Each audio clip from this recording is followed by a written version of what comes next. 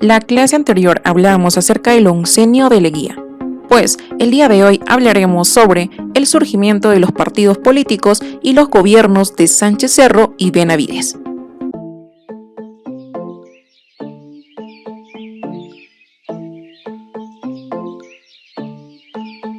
¿Sabías que durante la dictadura de Leguía surgieron los primeros partidos políticos de amplia base social liderados por Víctor Raúl Haya de la Torre y José Carlos Mariátegui? Ambos partidos marcaron la escena política en gran parte del siglo XX en nuestra patria. Empecemos y hablemos sobre Haya de la Torre y el nacimiento del APRA. Víctor Raúl Haya de la Torre, como líder estudiantil, se acercó a los sectores obreros para formar un frente común frente a los abusos del régimen. Esto ocurrió en mayo de 1923, cuando impidieron la consagración del Perú al Sagrado Corazón de Jesús. Luego fue perseguido y desterrado. Así, en México, el 7 de mayo de 1924, fundó la Alianza Popular Revolucionaria Americana, APRA. Un elemento central de las ideas de Haya era la creación de un frente que agrupara a obreros e intelectuales para luchar contra el imperialismo estadounidense, promover la unidad latinoamericana e impulsar un capitalismo nacional, a partir de la intervención del Estado en la economía. Para Haya, la clase media debía jugar un papel central, porque era el sector más afectado por la fuerza del imperialismo. Habiendo conocido un poco de Haya de la Torre, hablemos entonces de Mariátegui y el Partido Socialista. José Carlos Mariátegui fue un intelectual moqueguano, difusor de las ideas socialistas. A pesar de nunca haber cursado estudios universitarios, su disciplina de autodidacta le permitió convertirse en un notable y precoz periodista. Cuando Leguía llegó al poder, Mariátegui fue deportado a Europa de manera encubierta debido a su oposición al gobierno. A su regreso al Perú, fundó la revista Amauta en 1926, en la que buscaba aglutinar a los vanguardistas literarios y culturales del país. 2 años después, en 1928, fundó el Partido Socialista Peruano y en 1929 dirigió la formación de la Confederación General de Trabajadores del Perú, la CGTP. Mariátegui, además, fue el creador de la revista Amauta y, sobre todo, autor de 7 ensayos de interpretación de la realidad peruana.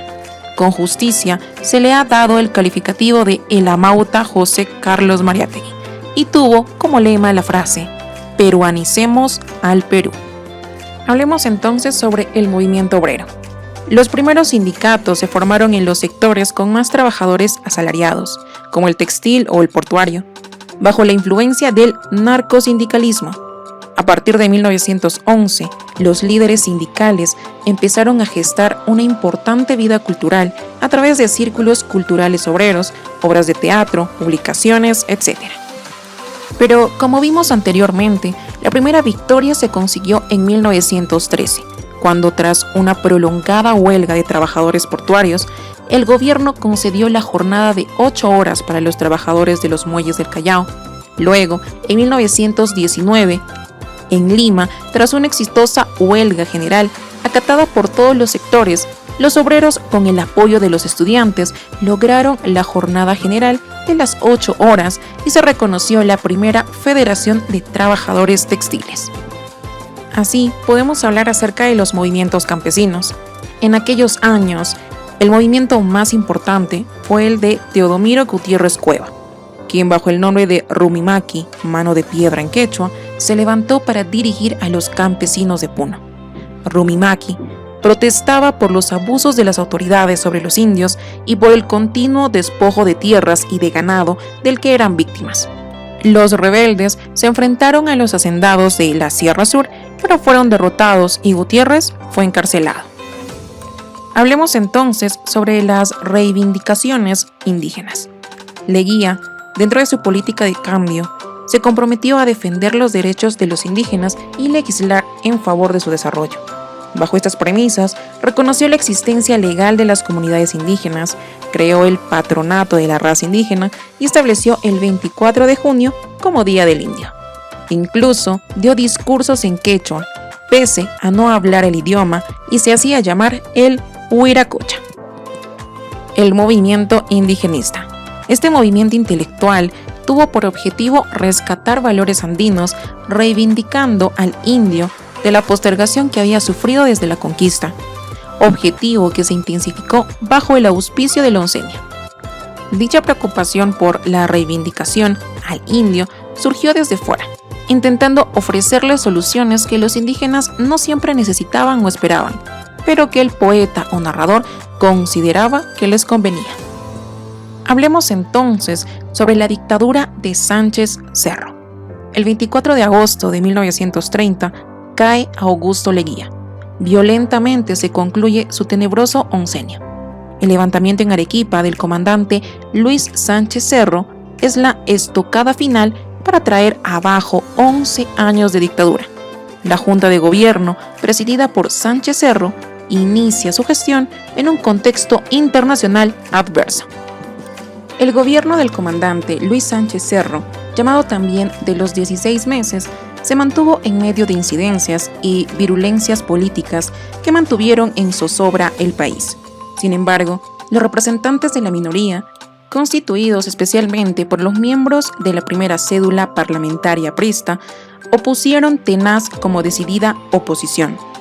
Dentro de los aspectos políticos más resaltantes de este gobierno se mencionan: promulgó la Ley de Emergencia el 9 de enero de 1932, que sirvió de instrumento para la represión de la ciudadanía, para el desafuero y deportación de la minoría parlamentaria y para la clausura de la Universidad de San Marcos, por ser centro de oposición al gobierno.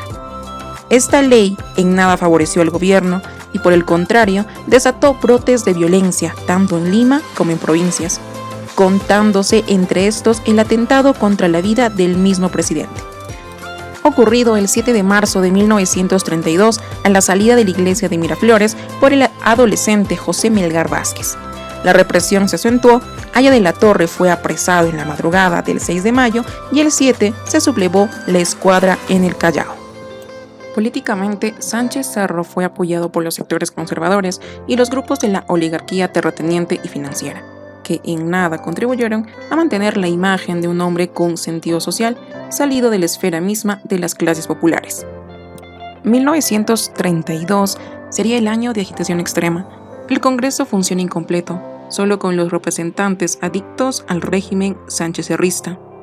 Luego del intento del asesinato al presidente, los marinos de los cruceros Grau y Bolognesi se amotinaron en el mes de mayo. Los cabecillas fueron fusilados. El 7 de julio ocurrió la sublevación aprista en Trujillo, que tantas vidas costó, tanto en civiles como en militares. Aparte de la sublevación de Trujillo, se produjeron otras en Guari, Huaraz y Cajamarca. A esto se le agrega el pronunciamiento del comandante Gustavo Jiménez en Cajamarca, y que después se suicidó en Paiján al ver que no era secundado en su intento subversivo. Dentro del marco sociocultural, durante el gobierno de Sánchez Cerro se dio el voto de la mujer para los efectos de las elecciones municipales, la ley del matrimonio civil y la del divorcio absoluto, y el horario de verano para los empleados de comercio y el salario del 1 de mayo. Hablemos ahora sobre el conflicto con Colombia. El conflicto con Colombia se encuentra como antecedente inmediato en el Tratado Salomón-Lozano de 1922, en el cual se cedía a Colombia el territorio de Leticia, originando que los pobladores de ese lugar reclamaran y pidieran su reincorporación al Perú. Por estas circunstancias, el 1 de diciembre de 1932, tomaron en forma pacífica el puerto de Leticia, izando nuestra bandera. Esta actitud, a todas luces patriótica, nos colocó, sin embargo, al borde de un conflicto armado. Las negociaciones entre los gobiernos del Perú y Colombia no tuvieron éxito, y antes bien se produjo la movilización de tropas en ambas fronteras. De esta forma, el primer choque armado tuvo lugar en Puerto Meléndez, en donde resultó muerto un sargento colombiano, con lo que creció la agitación en contra de nuestro país. Tiempo después, y en medio de un clima de beligerancia, se realizó el combate de Huepí, el 26 de marzo de 1933, cuyo resultado fue adverso, destacándose el heroísmo del sargento peruano Fernando Lores y del cabo Alberto Reyes. En este estado de cosas, la generalización de la contienda era inminente. Esto se produjo al ser asesinado Sánchez Cerro, firmándose durante el gobierno de Benavides el Protocolo de Amistad y Cooperación el 24 de mayo de 1934. Hablemos entonces sobre el fin del gobierno de Luis Sánchez Cerro. Sánchez Cerro gobernó en una época turbulenta y agitada. Aferrado a la materialización de sus ideas, no vaciló en llegar al autoritarismo. Decidido a defender los intereses nacionales frente a Colombia, optó por la guerra si fuera preciso y se prestó para ello. El 30 de abril de 1933 pasó revista en el hipódromo de Santa Beatriz a 30.000 movilitables que deberían partir hacia la frontera con Colombia. A la salida de esta revista fue asesinado por el individuo Abelardo Mendoza Leyda. Un dato importante aquí es que al morir Sánchez Cerro asumió el gobierno Óscar Benavides, quien ostentó el grado máximo de mariscal del Perú. El entonces general Óscar Benavides, hacia 1933, ocupaba el cargo de embajador del Perú en Inglaterra. Al producirse los incidentes con Colombia, fue llamado por el comandante Sánchez Cerro, quien lo nombró inspector general del ejército.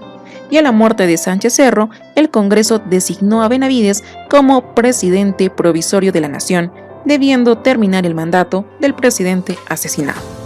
Benavides trató de seguir una línea política de apaciguamiento y tolerancia bajo el lema de paz y concordia. Por este motivo, promulgó la Ley 7782, por la que concedía amnistía a todas las personas a quienes se les seguía juicio político, al mismo tiempo que se les permitiría el retorno a todos los deportados.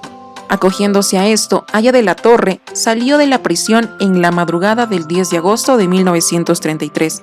Desgraciadamente, esto no duró mucho tiempo, ya que pronto se volvió a la represión, clausura de partidos políticos y deportaciones que condujeron a la dictadura al gobierno de turno.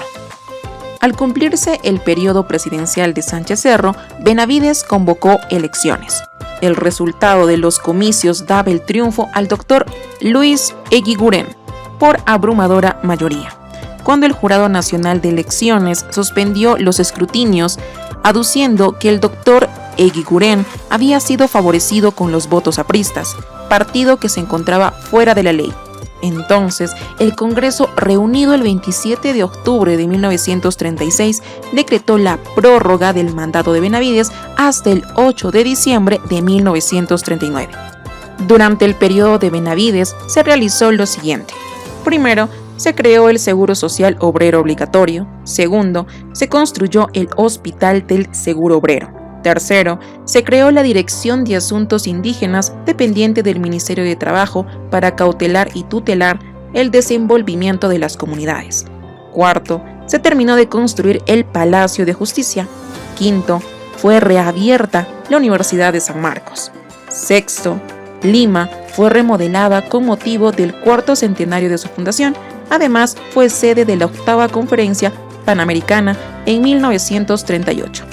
Y séptimo, promulgó el Código Civil de 1936, que establece el matrimonio civil y el divorcio.